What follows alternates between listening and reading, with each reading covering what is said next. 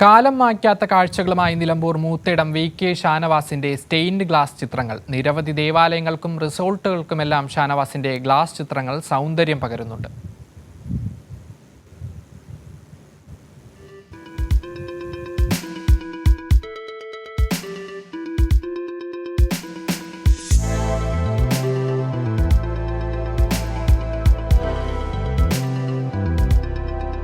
നൂറ്റാണ്ടുകൾ പഴക്കമുള്ള Mysore കൊട്ടാരത്തിലും മ്യൂസിയങ്ങളിലും കണ്ടുവരുന്നതാണ് stained glass ചിത്രങ്ങൾ.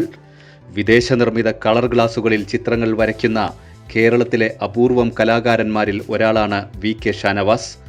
കാലപ്പഴക്കത്തിൽ സാധാരണ ചിത്രങ്ങളുടെയും ശില്പങ്ങളുടെയും ചാരുത നശിക്കുമ്പോൾ നൂറ്റാണ്ടുകൾ പിന്നിട്ടാലും നിറം മങ്ങില്ലെന്നതാണ് സ്റ്റെയിൻഡ് ഗ്ലാസ് വർക്കുകളുടെ പ്രത്യേകതയെന്ന് ഷാനവാസ് പറയുന്നു.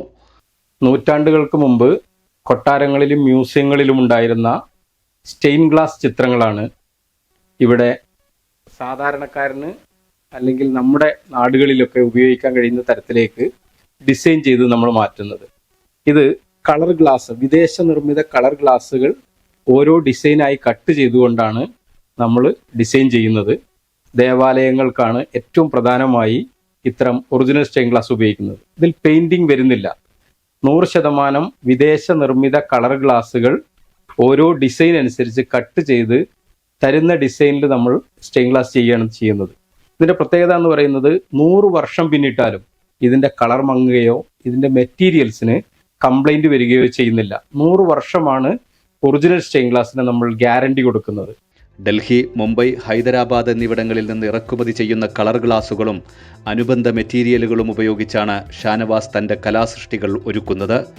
ഓരോ ഡിസൈനിനും അനുസരിച്ച് ഗ്ലാസുകൾ മുറിച്ചെടുത്ത് കോപ്പർ ഫോയിൽ ഒട്ടിച്ച് സോൾഡറിംഗ് അയൺ ഉപയോഗിച്ച് ലെഡിൽ യോജിപ്പിച്ചാണ് ചിത്രങ്ങൾ പൂർത്തിയാക്കുന്നത്.